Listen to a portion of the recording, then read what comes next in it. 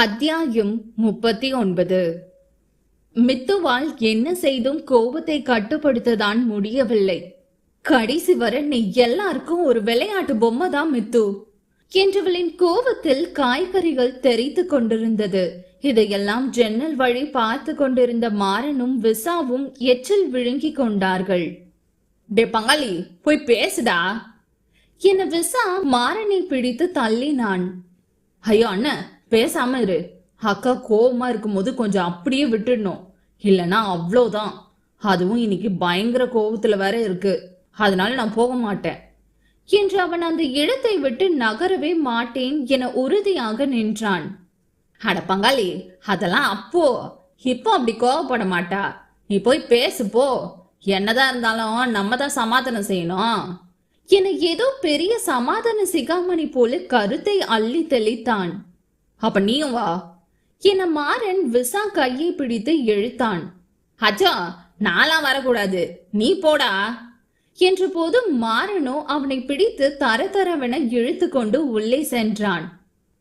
அக்கா என மெல்ல தயங்கி தயங்கி அழைத்தான். அவ்வளவுதான். அடுத்த நொடி அவன் தலையில் பட்டு தெரித்தது கரண்டி. என நெற்றியை தேய்த்தபடி மாறன் விசாவை முறைத்தான். பெரிய இவ மாதிரி சொன்ன, இப்ப பாத்தியா என்பது போல் முறைத்து தள்ளினான். அப்பொழுதும் விட்டான அவன். இரு, நான் பேசுறேன் என சும்மா இல்லாமல் விசா மித்துவிடம் போய் பேச்சு கொடுத்தான். தங்கச்சி என கூப்பிட்ட அடுத்த நொடி அவனின் மண்டையை பெரிய பாத்திரம் ஒன்று பதம் பார்த்தது. இதை கண்டு மாறன் சிரித்தே விட்டான். எனக்காவது சின்னதா கரண்டி, உனக்கு பாத்திரமே வந்து விழுகுது, இதெல்லாம் உனக்கு தேவையா கோபாலு என விசா காதில் முணுமுணுத்தான் நக்கலாய். அக்கா ப்ளீஸ், நான் பண்ணது தப்புதான், நான் உன்கிட்ட சொல்லி இருக்கணும், நான் வேணும்னே மறைக்கல, ப்ளீஸ் புரிஞ்சுக்கோக்கா என கெஞ்சிய போதும் அவள் கோபம் குறையவில்லை. மரண் நிறுத்து, அடுத்து வேற ஏதாவது பறந்து வரதுக்குள்ள இங்கிருந்து ஓடிரு. என்னடா நினைச்சுக்கிட்டு இருக்க? என்னை பார்த்தா உங்க எல்லாருக்கும் எப்படி தெரியுது, இல்ல எப்படி தெரியுதுன்னு கேட்டேன். நீ என்ன பண்ணாலும் பொறுத்து போவன்னு நினைச்சியா என்ன? கோபம் கொப்பளிக்க கத்தினாள். இல்லக்கா, உன் மாமா என் இஷ்டமே இல்லாம தாலி கட்டி கூட்டிட்டு வருவான், ஆனா நான் அட்ஜஸ்ட் பண்ணிக்கிட்டு வாழணும். அப்புறம் நீ எல்லாம் தெரிஞ்சும் என்கிட்ட மறைச்சு என்ன மென்டல் ஆக்குவ, அதையும் நான் அட்ஜஸ்ட் பண்ணிக்கணும், அப்படிதானே? அப்புறம் கேட்க மறந்துட்டேன், உன் அக்கா கறி சொல்றான் நான் அந்த வேந்தனை லவ் பண்ணி கல்யாணம் பண்ணிக்கிட்டேன்னு. அப்ப நீங்க இங்க அப்படிதான் சொல்லி வச்சிருக்கீங்க, அப்படிதானே? அப்ப நானும் அவ்வளவு ஒன்னா நான் அவனை லவ் பண்ணி ஓடி போய் கல்யாணம் பண்ணிக்கிட்டேனா? சொல்லுடா, இதுக்கு முன்னாடி நான் அவரை பார்த்திருக்கேனா? ஆனா இப்போ எனக்கு பேரு பாத்தியா?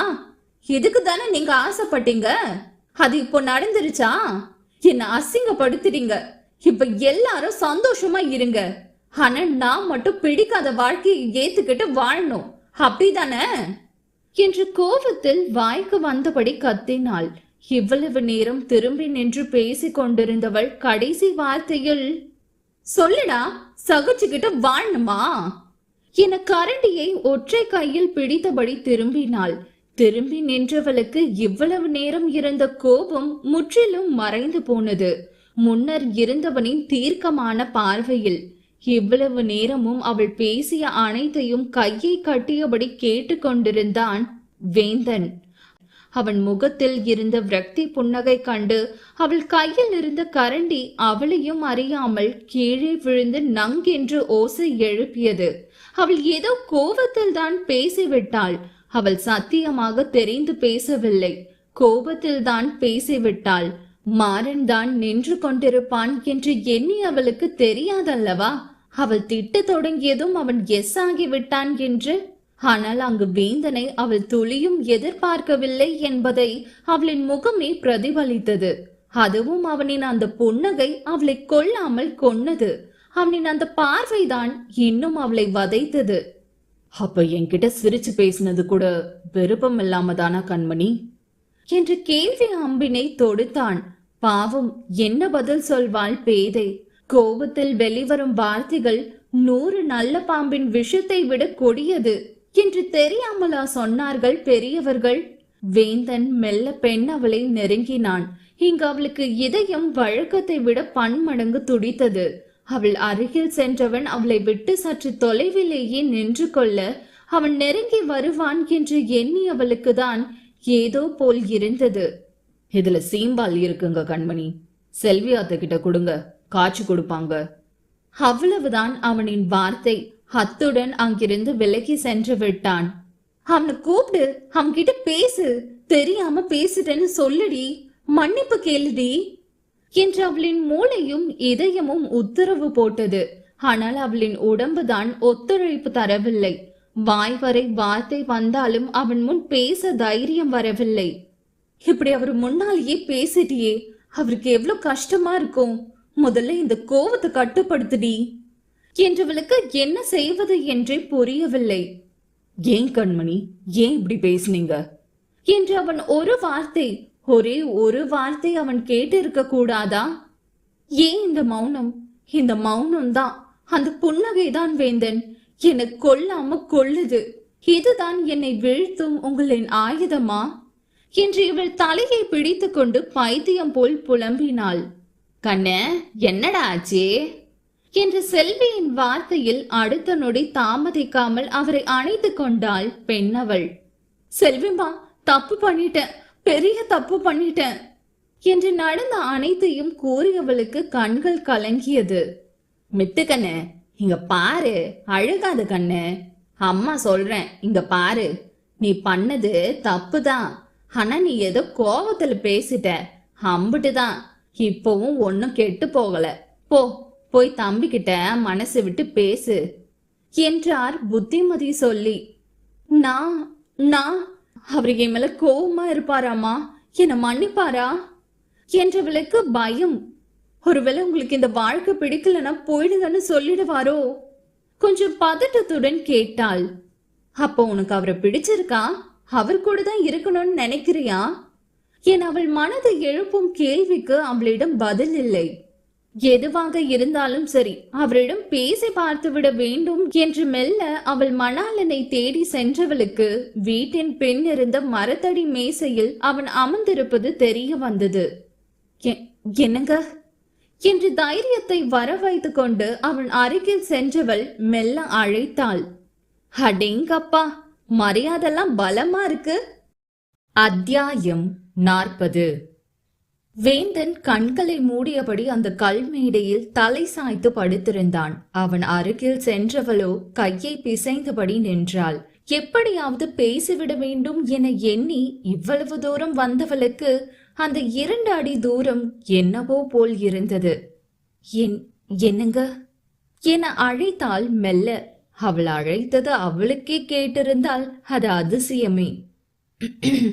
என தொண்டையை சரி செய்தவள் இம்முறை சற்று சத்தமாகவே அழைத்து விட்டாள்.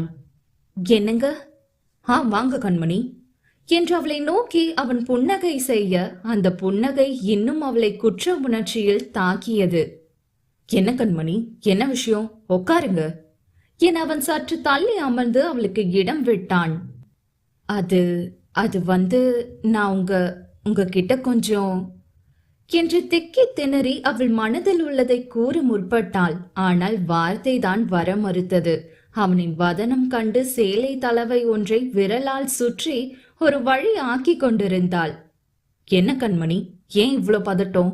என்னாச்சு? பொறுமையா சொல்லுங்க. அதுக்கு தானே வேந்தன் முயற்சி பண்றேன், பட் முடியலையே என தனக்கு தானே எண்ணிக்கொண்டாள். அவனுக்கு புரிந்தது அவளின் நிலை. மெல்ல அவள் கைகளை பற்றி நான் வேந்தன். எதையும் போட்டு குழப்பிக்காதீங்க. ஏதோ சொல்லணும்னு நினைக்கிறீங்க, ஆனா சொல்ல முடியாம திணறீங்க. எனக்கு புரியுது, ஒன்னும் பிரச்சனை இல்ல. மனசுல எதையும் வச்சுக்காதீங்க, விடுங்க என அவன் புன்னகை சிந்தினான். ஏன் இப்படி பேசுனீங்கன்னு ஒரு வார்த்தை அவன் கேட்டிருந்தால் கூட அவளுக்கு இத்தனை கஷ்டம் இருந்திருக்காது போலும். ஆனால் கேள்வியால் கூட தன்னை கட்டுப்படுத்தி விடக் கூடாது என எண்ணுபவனை இப்படி பேசிவிட்டோமே என்றவளுக்கு அவள் மேலே கோபம் வந்தது. சரி கண்மணி, உங்களுக்கு கொஞ்சம் தனிமை தேவைன்னு நினைக்கிறேன், நீங்க இருங்க, நான் போறேன் என்று அங்கிருந்த நகர எத்தனைத்தான். வேந்தன் என்றவளின் சத்தம் கேட்டு அவன் திரும்பி பார்த்தான். ஏன்னு கேட்க மாட்டீங்களா? எத? நான் ஏன் அப்படி பேசினேன்னு கேட்க மாட்டீங்களா? இப்பொழுதும் அவன் முகத்தில் புன்னகைதான் இருந்தது. எதை சொல்றீங்க கண்மணி? ப்ளீஸ் வேந்தன், ப்ளீஸ், திரும்ப திரும்ப என்ன குற்ற உணர்ச்சிக்கு கொண்டு போகாதீங்க என்றவள் எழுந்து நின்றாள். நான் அப்படி பேசிருக்க கூடாது, ஏதோ கோவத்துல என்றவள் ஏதோ பேச எத்தனித்தாள். கண்மணி என்றவனின் வார்த்தையில் அவள் மெல்ல நிமிர்ந்து பார்த்தாள். பிடிக்கலையா? ஹா என் அவள் புரியாமல் பார்த்தாள். என்ன உங்களுக்கு பிடிக்கலையா என்றவன் கண்ணில் அத்தனை வேதனை. அவள் கண்கள் கலங்கியபடியே அவனை ஏறிட்டாள். பிடிக்கலனாலும் பரவாயில்ல கண்மணி, ஆனா ஏன் முன்னாடி பிடிக்கலன்னு சொல்லிடாதீங்க. அது கேக்குற சக்தி என்கிட்ட இல்ல என் அவள் கண்கள் இரண்டையும் பார்த்தபடி சொன்னான். எனக்கு உங்களை ரொம்ப பிடிக்கும் கண்மணி, எவ்வளோன்னு சொல்ல தெரியல, ஆனா ரொம்ப பிடிக்கும். என் அம்மாவுக்கு அப்புறம் எனக்கு ஒருத்தவங்களை ரொம்ப பிடிச்சிருக்குன்னா அது நீங்க தான். நீங்க என்னை கண்டுச்சப்போ அந்த நிமிஷம் இந்த உலகத்துல என்னை விட யாரும் சந்தோஷமா இருந்திருக்க முடியாதோன்னு தோணுச்சு. உங்களோட பாசம், கண்டிப்பு, அணைப்பு, ஆறுதல், காதல், ஊடல் எல்லாமே எனக்கு மட்டும் வேணும்னு தோணுது. உங்களை அப்படியே டைட்டா புடிச்சுக்கணும்னு தோணுது. உங்க கூட சேர்ந்து சிரிக்கணும், உங்க கையால சாப்பிடணும், எவ்வளவோ ஆசை இருக்கு. ஆறுதலா அரவணைக்க தந்தையா, தோல் சாய தோழனா, காதலால உங்களை திணறடிக்க நல்ல காதலன்னா இருக்கணும்னு தோணுது. மூளை சொல்லுது உங்களுக்கு நான் ஏத்தவன் இல்லைன்னு, ஆனா மனசு கேட்கல. உங்களை விட்டு கொடுக்கவும் முடியல. எதையும் போட்டு குழப்பிக்காதீங்க. தனிமை எனக்கு புதுசு இல்ல. உங்க முடிவு எதுவா இருந்தாலும் எனக்கு சம்மதம் என்றவன் அவள் அருகில் நெருங்கி அவளின் நெற்றியில் இதழ் பதித்தான். கண்டிப்பா இந்த முத்தம் காமம் இல்ல என்றவன் விலகி நடந்தான். ஹலோ வேந்தன் என்று இவள் சத்தமிட்டு அழைத்தாள். அவன் அதற்குள் பாதி தூரம் சென்றிருந்தான். அவளோ சேலையை தூக்கி பிடித்தபடி அவன் அருகில் ஓடி வந்தாள் மூச்சு வாங்க. எனக்கு ஒரு டவுட் என்றாள் மூச்சு வாங்க. இவன் என்னவென்பது போல் பார்த்தான். நீங்க என்ன லவ் பண்றீங்களா?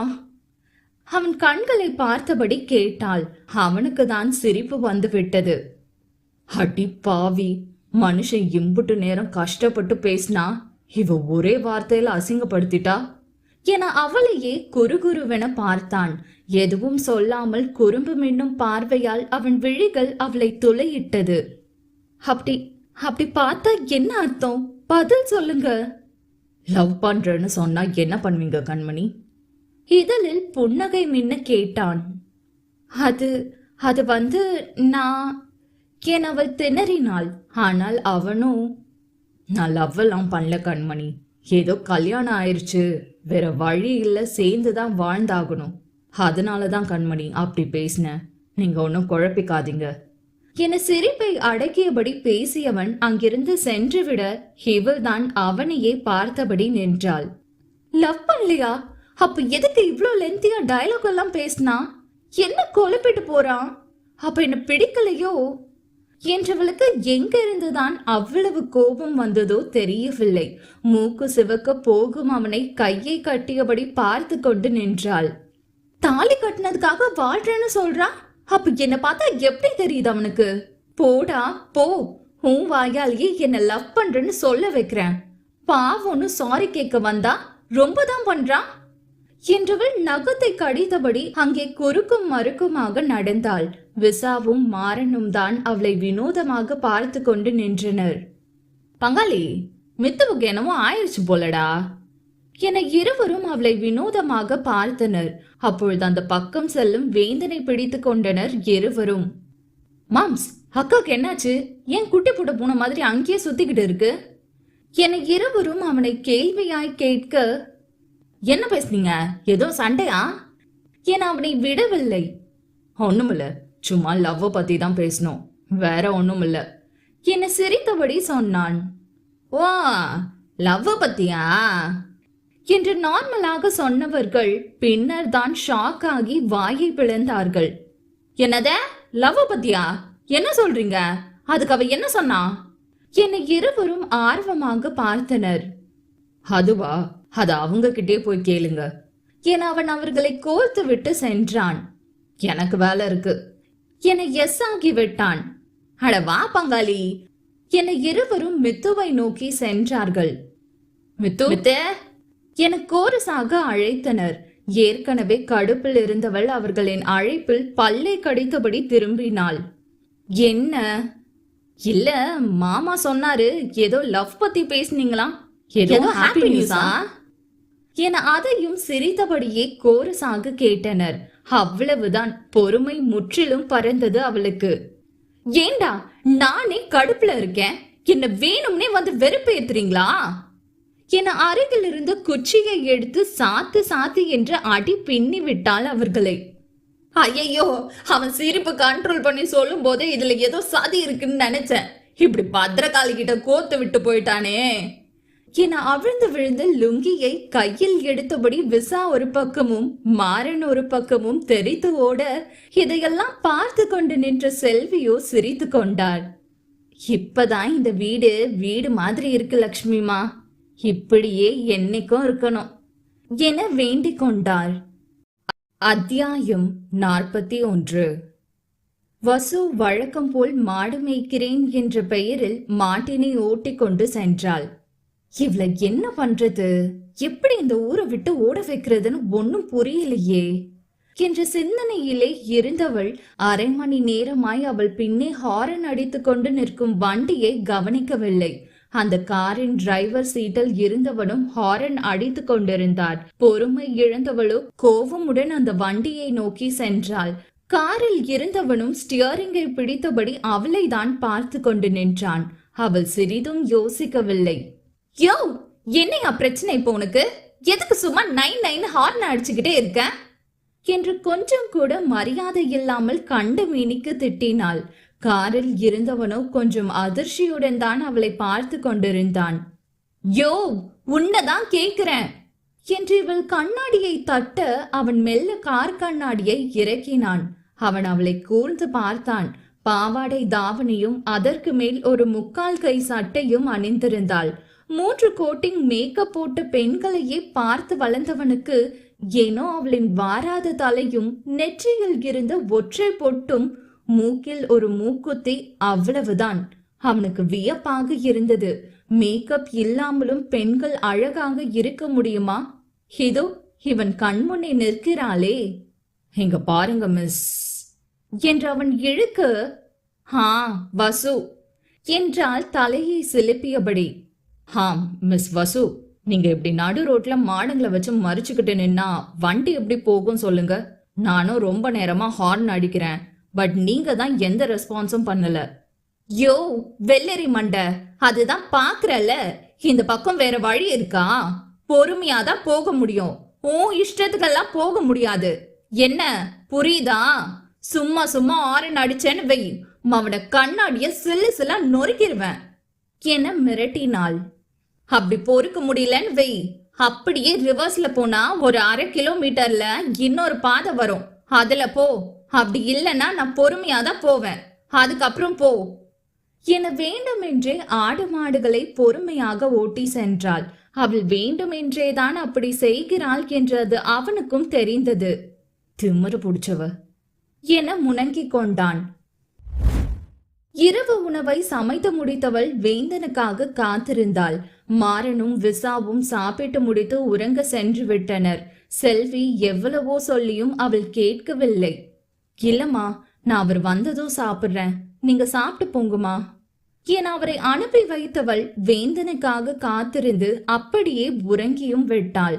திடீரென முழிப்பு தட்டி எழுந்து பார்த்தவளுக்கு அதிர்ச்சி. மணி அதிகாலை 3, ஆனால் அவரை இன்னும் காணவில்லை. போன் செய்து பார்த்தாள், ஸ்விட்ச் ஆஃப் என வந்தது. பல முறை முயற்சி செய்தும் பலன் என்னமோ 0 தான். ஒரு வார்த்தை சொல்லிட்டு போன என்னவா என்றவளுக்கு கோபம் ஒரு பக்கம், பயம் ஒரு பக்கம். அதிகாலை வரை குறுக்கும் நெடுக்குமாக நடந்து கொண்டிருந்தாள். மனது ஏனோ திக் திக் என அடித்து கொண்டது. விடிந்தும் விட்டது, இன்னும் அவன் வரவுதான் இல்லை. மாறனும் விசாவும் கூட எழுந்து விட்டனர். இவள் முகம் சரியில்லை என்பதை உணர்ந்த மாறனோ அவள் அருகில் வந்தான். என்னக்கா மூஞ்சி ஒரு மாதிரி இருக்கு, என்னாச்சு? உடம்பு எதுவும் சரியில்லையா என்றான் கவலையாக. அப்படிலாம் இல்ல, என்று அவள் சமாளிக்க நினைத்தாலும் இருவருக்குள்ளும் ஏதோ சரியில்லை என்று மட்டும் தெரிந்தது. நேரம் கடந்து மதியமாகி போனது. அவளுக்கு படபடப்பு அதிகமானது. கண்கள் இரண்டும் அவளையும் அறியாமல் கலங்கியது. இதற்கு மேலும் தாமதிக்க கூடாது என மாறன் அருகில் சென்றவள் அவனை அழைத்தாள். என்னக்கா? மாறா, உன் மாமா மாமா இன்னும் வரலடா என திக்கி திணறி சொன்னாள். அட, இதுக்குதான் மூஞ்ச அப்படி வச்சிருந்தியா? அட லூசாக்கா, அதெல்லாம் மாம்ஸ் எங்கேயாவது முக்கியமான வேலையா போயிருப்பாரு, நீ ஒன்னும் கவலைப்படாத என அவன் அதை பெரிதாய் எடுத்துக்கொள்ளவில்லை. மரா ப்ளீஸ், அவருக்கு போன் பண்ண, ஸ்விட்ச் ஆஃப்னு வந்துச்சு. என்னமோ தெரியல, மனசு ஏனோ படபடன்னு இருக்கு. கொஞ்சம் என்னன்னு போய் பாரு மாறா. இங்க பாரு மித்து, அதெல்லாம் மாப்பி ஏதாவது முக்கியமான வேலையா போயிருப்பான். அவன் எப்பவுமே அப்படிதான், வீட்லயே தங்க மாட்டான். வேலை வேலைன்னு வெளியே தான் அவன் சுத்துவான். நீ போய் சாப்பிடுமா, அவன் வந்துருமா என விசாவும் கூட அதை பெரிதாய் எடுத்துக்கொள்ளாமல் அவளுக்கு ஆறுதல் சொன்னான். அச்சோ ப்ளீஸ், ஏன் புரிஞ்சுக்க மாட்டீங்க? எனக்கு ரொம்ப பயமா இருக்கு. என்னமோ தெரியல, ஏதோ தப்பா தோணிக்கிட்டே இருக்கு. போன் வேற எடுக்கல. ப்ளீஸ் கொஞ்சம் போய் பாருங்க என்றவளிடம் அத்தனை பதட்டம். கண்கள் வேறு கலங்கி கண்ணீர் வடிந்தது. அக்கா ஓகே ப்ளீஸ் அழுகாத, நாங்க போய் பாக்குறோம். நீ கொஞ்சம் அமைதியா இரு, ரிலாக்ஸ், ஃபர்ஸ்ட் சாப்பிடு என்றவர்கள் வேந்தனை தேடி சென்றார்கள். மித்துவுக்கு ஏனோ மனது நெருடலாகவே இருக்க கிளம்பி கோவில் சென்று விட்டாள். இங்கு மாறனும் விசாவும் ஒரு இடம் விடாமல் வேந்தனை தேடிக் கொண்டிருந்தனர். தெரிந்தவர்களிடம் எல்லாம் கேட்டு கொண்டிருந்தனர். மித்து அம்மன் சன்னதியில் அமர்ந்து அவள் கண்ணீரை அம்மனுக்கு அபிஷேகமாக்கி கொண்டிருந்தாள். கடவுளே, ஏன் எனக்கு இப்படி தோணுது? அவருக்கு ஒன்னும் ஆக கூடாது. என் தாலியை என்கிட்ட இருந்து பிரிச்சிடாதம்மா. எனக்கு அம்மா அப்பா இல்ல. உன்னை என் ஆத்தாவா நினைச்சு கேக்குறேன். அவருக்கு எதுவும் ஆகக்கூடாது. என் வேந்தனுக்கு எதுவும் ஆகக்கூடாது. பிளீஸ், எனக்கு என் வேந்தம் வேணும். என் வேந்தம் வேணும். அவருக்கு மட்டும் ஏதாவது ஆச்சு என்றவளுக்கு ஒவ்வொரு நொடியும் ஏதாவது தவறாக நடந்திருக்குமோ என்ற பயம் அதிகரித்து கொண்டே இருந்தது. எம்மாடி, நானும் ரொம்ப நேரமா பாக்குறேன். வந்ததுல இருந்து அழுதுகிட்டே இருக்க. ஏதோ பிரச்சனைன்னு புரியுது. கவலைப்படாதம்மா, பேச்சியம்மா சக்தி வாய்ந்தவ, எல்லாம் நல்லதாவே நடக்கும் என அந்த பூசாரி கூட ஆறுதல் சொன்னார். ஆனாலும் ஏனோ அவளுக்கு பயம் மட்டும் குறையவில்லை. அதே சமயம் மித்துவுக்கு போன் வந்தது. அதை அட்டென்ட் பண்ணி பேசியவளுக்கு மறுபக்கம் என்ன சொல்லப்பட்டதோ தெரியவில்லை. அவள் கண்கள் இரண்டிலும் இருந்து கண்ணீர் நிற்காமல் வடிந்தது. என்னங்க என்று கத்தி அழுதபடி அந்த மருத்துவமனை நோக்கி ஓடினாள்.